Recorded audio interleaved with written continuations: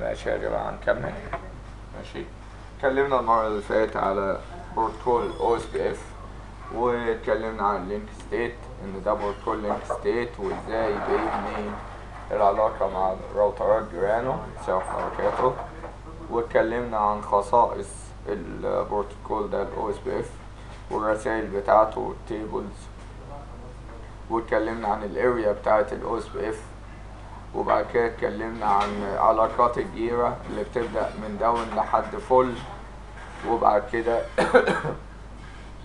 اتكلمنا عن حالة OSPF في شبكة السويتش، تمام، اللي بيحصل فيها مشكلة LSA فلودنج، فيضان من رسائل LSA.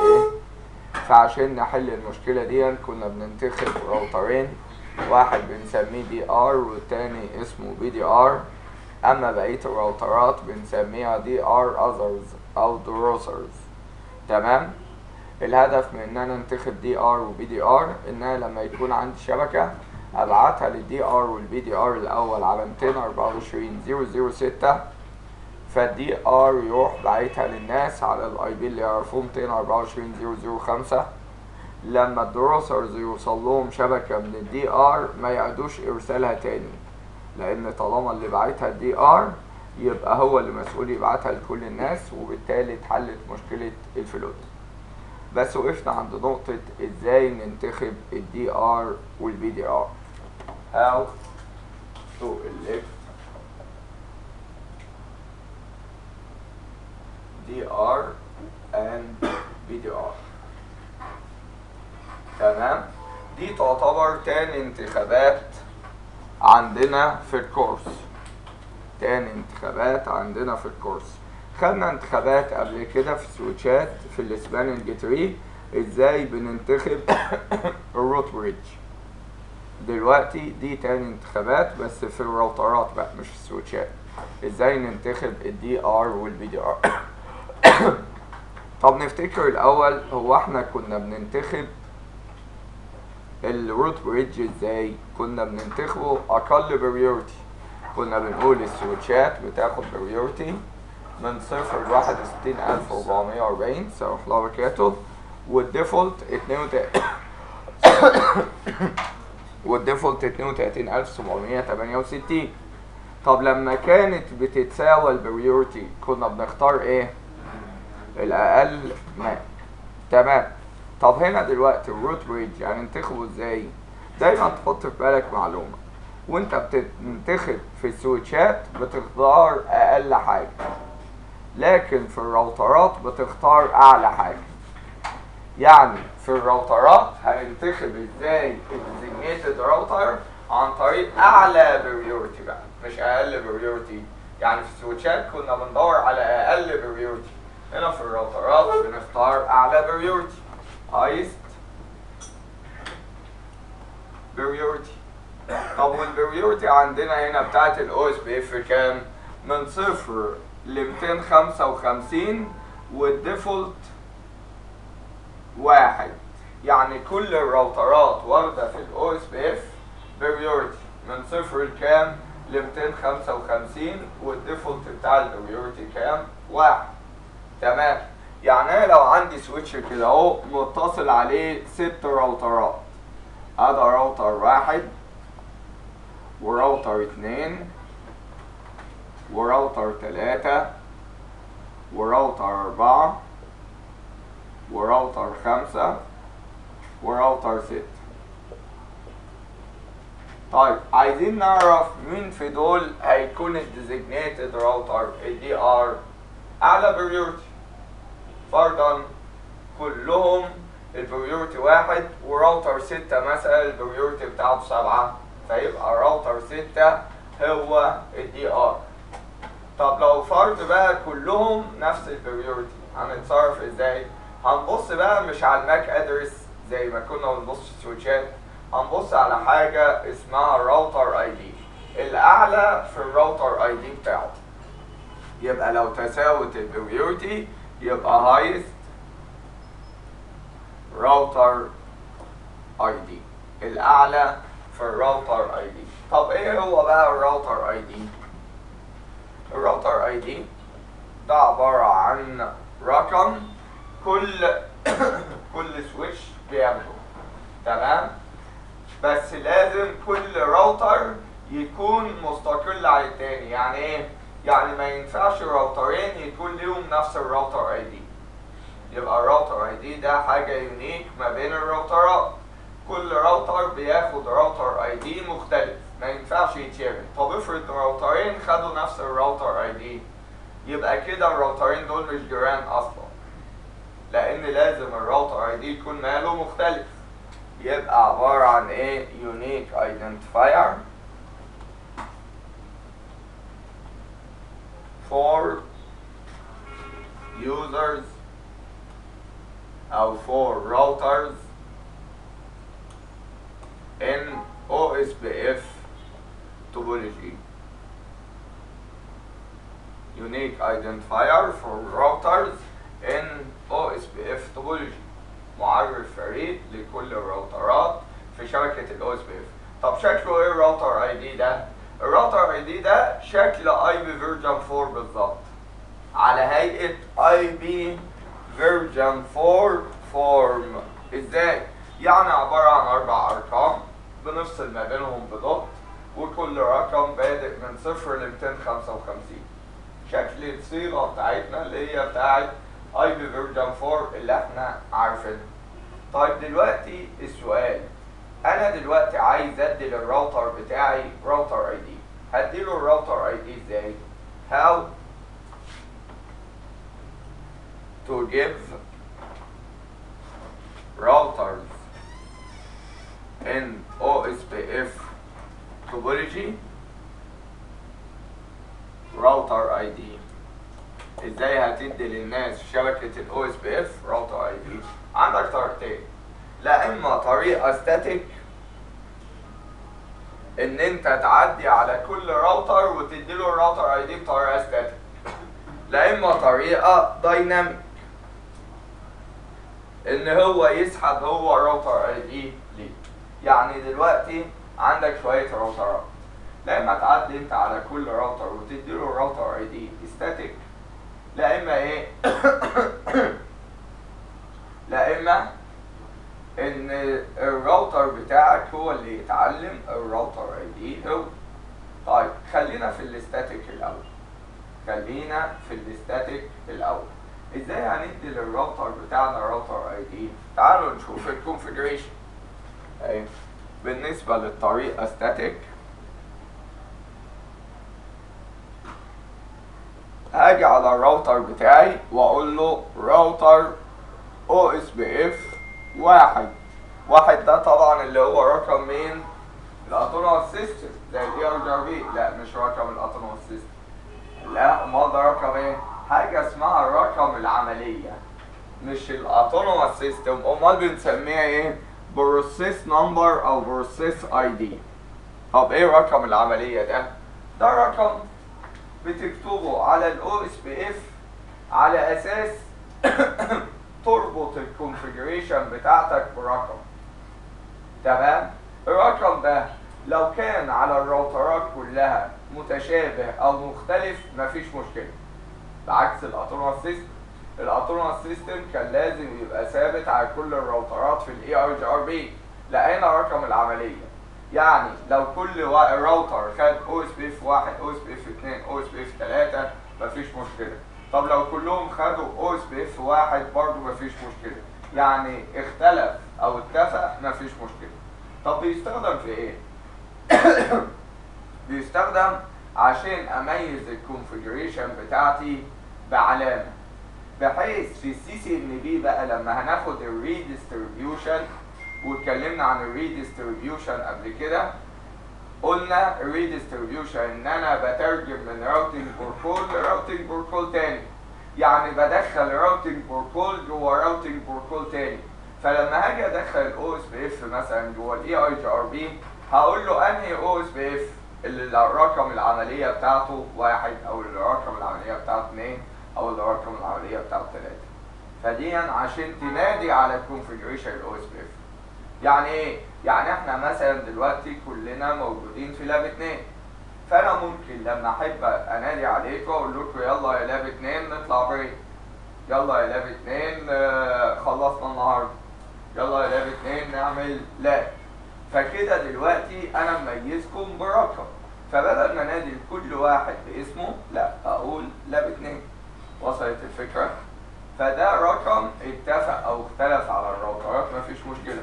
عشان كده بيجي احيانا سؤال في الانترفيو يجيب لك كده 3 راوترات، راوتر 1 متصل براوتر 2 متصل براوتر 3، وقال لك انت هنا شغال او اس بي اف 100 وهنا او اس بي اف 200 وهنا او اس بي اف 300، ويقول لك هل الراوترات الثلاثه دول جيران ولا مش جيران؟ جيران. يتبادلوا الابديت ولا لا؟ يتبادلوا الابديت. ليه؟ لان الرقم اللي اتكتب بعد كلمه الاو اس بي اف ده اسمه رقم العمليه. لو هنا 100 وهنا 200 وهنا 300 مفيش مشكله، هيكلموا بعض ويتفاوضوا عادي. طب افرض انا غيرت لك الرسمه وقلت لك 3 راوترات بس هنا مكتوب اي اي جي ار بي 100 وهنا اي اي جي ار بي 200 وهنا اي اي جي ار بي 300، وسالتك هل الراوترات دول جيران ولا مش جيران؟ هل هيتبادلوا الشبكات ولا لا؟ لا مش هيتبادلوا الشبكات. ليه؟ لان الثلاث ارقام دول مش ايه؟ مش موحده، فبالتالي مش جيران. فبالتالي مش جيران. وصلت الفكره؟ يعني في حاله او اس بي اف 100 و200 و300 كانوا جيران، كانوا جي ار بي 100 و200 و300 مش جيران. ماشي. تعالوا بقى ندي الراوتر اي دي للراوتر بتاعنا. فانا بعد ما كتبت له راوتر او اس بي اف 1 هروح ضغط انتر واقول له راوتر داش اي دي 4 وحايد مثلا. فكده انا اديت الراوتر بتاعنا راوتر اي دي. هي دي الطريقه الاستاتيك، ان انت تدي للراوتر بتاعك الراوتر اي دي بطريقه ايه؟ مانوال. وصلت الفكره؟ طيب افرض انا مش عايز اديله الراوتر اي دي بطريقه ستاتيك، يعني كده انت بتضطرني ادخل على كل راوتر واديله الراوتر اي دي بطريقه ستاتيك. خلاص هناخده بطريقه دايناميك. طب هتجيبه دايناميك ازاي؟ from highest interface او loopback interface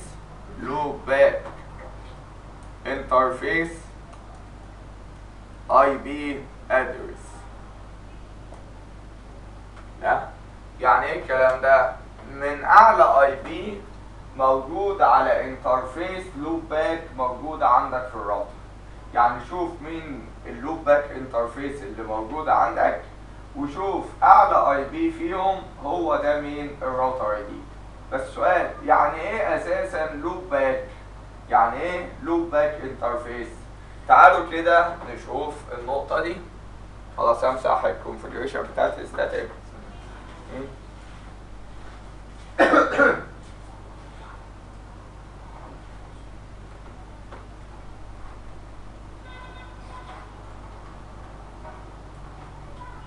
طب هو الراوتر اي دي لازم يتكتب 4 وحيد؟ لا مش شرط، اي 4 ارقام مفصول ما بينهم بدوت، بس لازم الرقم ما بين 0 و 255. يعني ينفع يكون راوتر اي دي 192 168 15 عادي اي اي بي، يعني مش شرط الاربع فيلدز يكونوا نفس الرقم، لا مش شرط. خلاص نمسح configuration او اس بي اف، قصدي configuration الراوتر اي دي. طيب انا دلوقتي يا جماعه لو عندي راوتر زي ده، راوتر واحد، وقلت لك انا عايز افتح الراوتنج تيبل بتاع الراوتر ده، الاقي عنده الشبكه 192 168 10/24 والشبكه 172 16 10/24 والشبكه 10/1 10/24 كلهم دايركت كونكت. يعني دلوقتي عايز افتح الراوتنج تيبل بتاع هذا الراوتر والاقي عنده 3 شبكات دايركت كونكت. هتعمل ايه عشان تعمل القصه دي؟ يعني هنيجي على الانترفيسز بتاعته ونديها ايبيهات في الشبكات دي، يعني تيجي على فاست 0 على 0 واديها اي بي مثلا في رينج 192. تيجي على فاست 0 على 1 واديها اي بي في رينج 172. تيجي على الانترفيس مثلا سيريال 0 على 0 وتديها اي بي في رينج 10. هل كده الشبكات هتظهر كدايركت كونكت؟ لا لسه. لازم ايه كمان؟ تعمل نو شت داون للانترفيس. ماشي، عملت نو شت داون. هل الشبكات هتظهر في الراوتنج تيبل؟ لا لسه. لازم الانترفيسز دي تكون متصله باجهزه والاجهزه معمول لها نو شت داون. يعني ايه؟ يعني تيجي كده على فاست 0 على 0 وتوصلها بسويتش والبورت اللي قصادها تبقى شغاله. يعني مش بس تدي اي بي الفاست 0 على 0، لا ده انت اضطريت توصلها بجهاز والناحيه التانيه تكون شغاله. تيجي على فاست 0 على 1 وتوصلها بسويتش وتديها اي بي والناحيه التانيه شغاله. تيجي على سيريال 0 على 0 وتوصلها مثلا براوتر والناحيه التانيه شغاله. يعني عشان اضيف الثلاث شبكات دول دخلت على الانترفيس وعملت لها نو شت داون واديتها اي بي ووصلتها بجهاز تاني. لازم تتوصل. يعني لو الانترفيس معمول لها نو شت داون واخده اي بي لكن مش متصله باجهزه، مش هتظهر في الراوتنج تيبل. لا مش هتظهر، لان اللي بيظهر في الراوتنج تيبل الشبكات اللي شغاله. لكن لو هي واخده اي بي ومعمول لها نو شت داون ومش متصله بجهاز مش هتظهر. وصلت الفكره؟ انا دلوقتي عايز اضيف 3 شبكات في الراوتر بتاعي اللي اسمه راوتر واحد اهو. عشان نضيفهم بالطريقه اللي احنا اتعلمناها ان انا بعرف كل انترفيس في شبكه منهم. فجيت على فاست 0 على 0 وعرفتها في الشبكه 192 وفاست 0 على 1 وعرفتها في الشبكه 172 وسيريال 0 على 0 وعرفتها في الشبكه 10. مش بس كده، ثواني.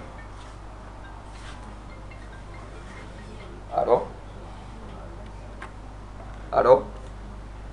فزي ما قلنا في الفكره دي يا جماعه ان انت دلوقتي عشان تضيف شبكات دايركت كونكت بتحتاج تعمل 3 حاجات. تدخل على الانترفيس تعمل لها نو شت داون وتروح عامل ايه كمان؟ موصلها بجهاز عشان تظهر كشبكه اب عندك في الراوتنج تيبل.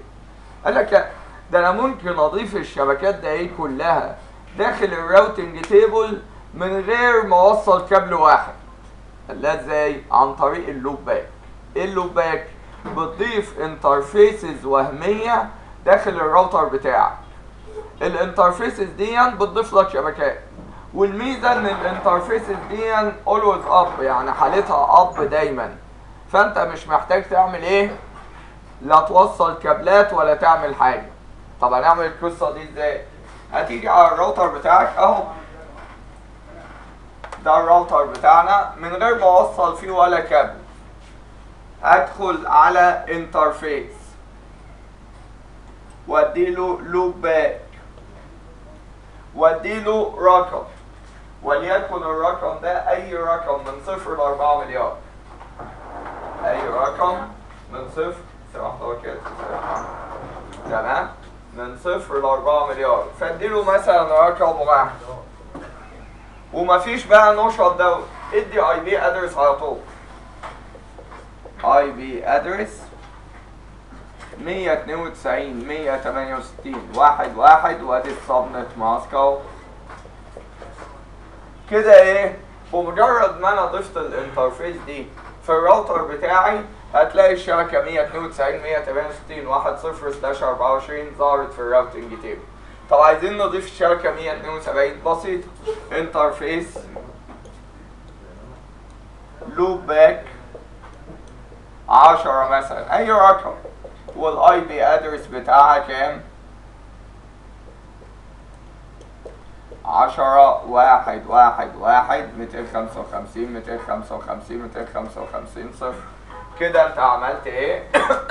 ضفت اللوب باك التاني، وهكذا بقى. اقعد ضيف انترفيسز لوب باك انترفيسز لوب باك عادي. تمام؟ فدي الفكره بتاعتنا. ضفت لوب باك 1 لوب باك 10 لوب باك 20 لوب باك 30 وهكذا. تمام؟ مفيش صعوبه خالص في الموضوع.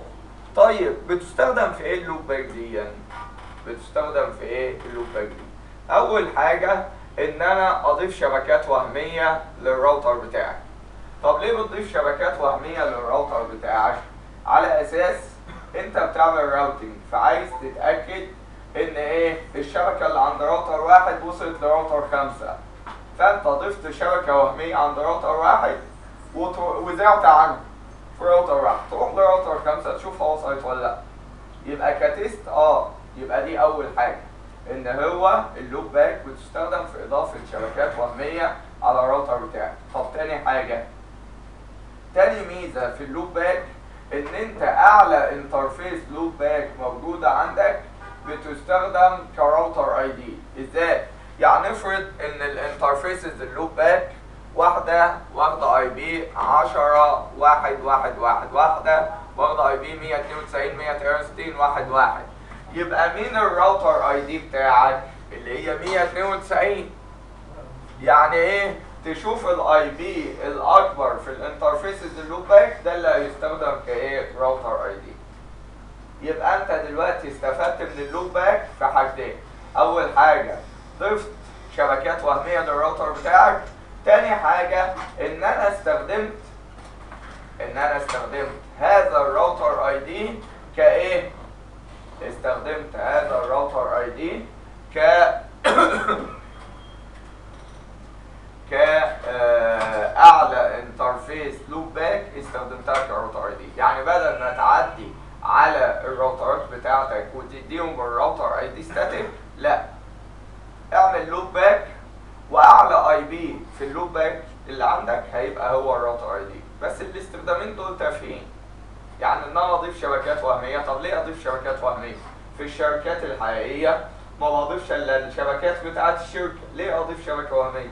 وحته الراوتر اي دي، طب ما احنا نديله الراوتر اي دي ستاتيك وخلاص ونشتري الماجنت. في بقى استخدام تالت، الاستخدام التالت ده لللوب باك مع البي جي بي، فاحنا مش هنتكلم عن الاستخدام التالت ده الا لما نتكلم عن البروتوكول بتاع البي جي بي. وصلت الفكره؟ يبقى ده حته اللوب باك. يبقى هو هيجيب الراوتر اي دي منين؟ استاتيك. طب افرض ما اداتوش استاتيك، هياخده من اعلى اي بي للانترفيسز اللوب باك الموجوده عندك. طب افرض ما عنديش انترفيسز لوب باك، مش هياخد راوتر اي دي، لا، هياخده بقى منين؟ from highest physical interface IP address. from highest physical interface IP address، من اعلى انترفيس فيزيكال موجودة عندنا، من اعلى انترفيس فيزيكال موجودة عندنا. تمام؟ يعني ايه؟ يعني افرض دلوقتي انت عندك لوب باك واحد واخدة اي بي 192 168 1 1، وانترفيس لوب باك 2 10 1 1 1، وانترفيس سيريال 0 على 0 واخدة اي بي 200 1 1 1، وانترفيس فاست 0 على 0 واخدة اي بي 172 16 1 1. طيب هو دلوقتي هياخد الراوتر اي دي كام؟ 192. قال لا، ما هو في 200 اعلى من 192. لا، ما هو بيبص لللوب باك الاول. فانت عندك لوب باك وفيزيكال، هياخد ايه؟ اي بي اللوب باك الاعلى حتى لو عندك فيزيكال اكبر. طب افرض دلوقتي انا ما خدتش ايه؟ لوب باك، ما عنديش لوب باك اصلا. الراوتر بتاعي ما اديتوش اي بي ستاتيك ولا اديته لوب باك، اديته اي بيين فيزيكال على انترفيس سيريال 0 على 0 200 1 1 1، وعلى انترفيس فاست 0 على 0 172 16 1 1. مين اللي هيبقى الراوتر اي دي بتاعك؟ 200، لانه بيبص الاعلى فيزيكال. شفتوا ازاي؟ يعني انا دلوقتي الراوتر بتاعي بيبص الاول على الراوتر اي دي الستاتيك، مفيش ستاتيك بيبص الاعلى لوب باك، مفيش لوب باك يبص الاعلى فيزيكال. وصلت الفكره؟ تمام. ودي بيجي عليها سؤال في الامتحان، يجيب لك راوتر ويقول لك انا اديته راوتر اي دي 4 وحاجه، وعنده 2 انترفيس لوبات 192 وايه و10، وعنده 2 فيزيكال، واحده 200 وواحده 172. الراوتر اي دي بتاعك هيكون ايه؟ الاستاتيك. لا الاستاتيك، لان طالما في ستاتيك ما يبصش على الدايناميك. طب افرض ما فيش ستاتيك، ياخد ال 192 اللي هي اعلى لوبات. طب افرض ما فيش لوبات، ياخد الفيزيك. وصلت الفكره؟ يبقى دي فكره الراوتر اي دي. الراوتر اي دي عباره عن يونيك ايدنتيفاير للراوترات في الاو اس بي اف. ما ينفعش اتنين ياخدوا نفس الراوتر اي دي، بيتكتب على هيئه اي بي فيرجن 4. الناس بياخدوا الراوتر اي دي ازاي؟ لا اما ستاتيك تديهوله يدوي، لا اما من اعلى انترفيس لوباك، لا اما من اعلى انترفيس ايه فيزيك. وصلت الفكره؟ فانا جيت اديت للراوتر اي دي ده مثلا، اديت لراوتر 1 4 وحيد، وراوتر 2 4 اتنينات، وراوتر 3 4 تلاتات، وراوتر 4 4 4، وراوتر 5 4 خمسات، وراوتر 6 4 ستات. حلو. مين اعلى واحد في الراوتر اي دي؟ راوتر 6. يعني الاول بنبص على البريورتي من 0 ل 255 والديفولت 1، كلهم نفس البريورتي، يبقى نبص على اعلى راوتر اي دي. طلع اعلى راوتر اي دي راوتر 6 4 ستات، فده هيبقى مين؟ الدي ار، الديزيجنيتد راوتر. طب وراوتر 5 البي دي ار، يعني اللي يليه يكون هو مين؟ البي دي ار. طب افرض واحنا شغالين ضفت لك راوتر جديد وليكن راوتر 7، وراوتر 7 ده البريورتي بتاعته 10، والراوتر اي دي بتاعه 4 سبعات، يعني اعلى في البريورتي واعلى في الراوتر اي دي. تفتكروا راوتر 7 هو اللي هيبقى الدي ار؟ هنعيد الانتخابات؟ لا. الاو اس بي اف يا جماعه لما بيعمل الانتخابات مفيش حد جديد بنعيد له الانتخابات. يعني لو حد ظهر احسن من اللي مسك في الانتخابات مش هيبقى ايه؟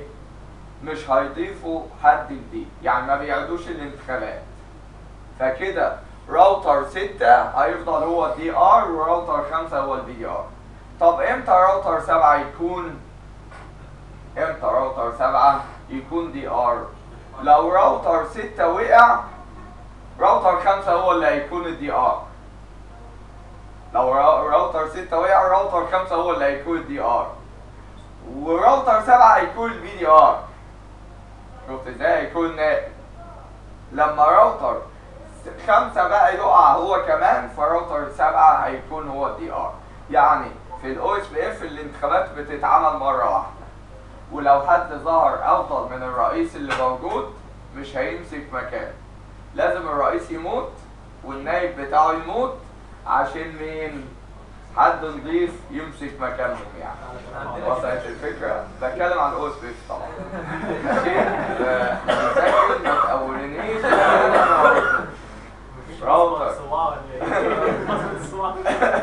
راوتر 7 مش هيبقى دي ار الا لما راوتر 6 و5 يقعوا، لان الانتخابات بتتعمل مره واحده بس. طيب افرض انا عايز احافظ ان راوتر 6 دايما يكون هو الدي ار وراوتر 5 يكون البي دي ار. يعني لو حد ظهر افضل منهم في الراوتر اي دي ما يمسكش في يوم من الايام لا دي ار ولا بي دي ار. انا عايز دايما راوتر 7 ما يمسكش اي منصب، تمام؟ ما يبقاش لا دي ار ولا بي دي ار. طب ازاي امنعه ان هو يمسك اي منصب؟ تديله البريورتي بصفر. يعني لو جيت على راوتر 7 وعملت له البريورتي بصفر، عمره ما هيبقى دي ار او بي دي ار. ليه؟ لانك عاطيله البريورتي بصفر. فدايما انا لما بقارن مع الناس ببص الاول على البريورتي، الاعلى بريورتي، صح؟ والبريورتي عن كل الناس بواحد، فده بصفر، فمش هيدخل اصلا في المنافسه. فاهمين ازاي؟ فلو في حد انت مش عايزه يكون دي ار او بي دي ار، سيبه دايما البريورتي بتاعته بصفر. تمام؟ يبقى هي دي طريقه الانتخابات بتاعتنا في الاو اس بي اف. يبقى دلوقتي اتكلمنا قلنا الدي ار ده designated راوتر بنديله الهايست بريورتي، اعلى بريورتي. الشو مش شغال؟ بنديله اعلى بريورتي، والبريورتي من 0 ل 255 والديفولت 1. طب افرض تساوت البريورتي عليهم كلهم، بنبص لمين؟ للاعلى راوتر اي دي. وقلنا ايه هو الراوتر اي دي؟ ده يونيك ايدنتيفاير موجود عندنا لكل راوتر بيتكتب على هيئه اي بي فيرجن 4. بنديه للناس ازاي؟ لا اما ستاتيك، لا اما هو بيجيبه من اعلى انترفيس لوب باك، لا اما هو بيجيبه من اعلى انترفيس ايه؟ فيزيكال. تمام. طيب البي دي ار اللي هو الباك اب دي ار ده اللي عنده السكند هايست بريورتي او السكند راوتر اي دي، يعني اللي بيلي الدي ار في البريورتي او في الراوتر اي دي. طيب لو في نيو راوتر عنده هايست بريورتي اتضاف، مش هيبقى لا دي ار ولا بي دي ار، لان الانتخابات نون بريميتيف. يعني ايه نون بريميتيف؟ يعني ما بتتعادش لما حد افضل يظهر. تمام. لازم الدي ار والبي دي ار يقعوا عشان كده ايه يحل محله. وهنا بيقول لك لو في راوتر البريورتي بتاعته 0 عمره ما هيبقى دي ار او بي دي ار. واتكلمنا ان الراوترات اللي هي مش دي ار او بي دي ار بنسميها دي ار اذرز او دورسز. واضحه الفكره؟ ده كلام سليم. خلينا بقى نعمل لاب على الاو اس بي اف. تمام، عشان نعرف الاو اس بي اف الكونفيجريشن بتاعته ازاي. فاحنا نوقف الفيديو الاولاني ده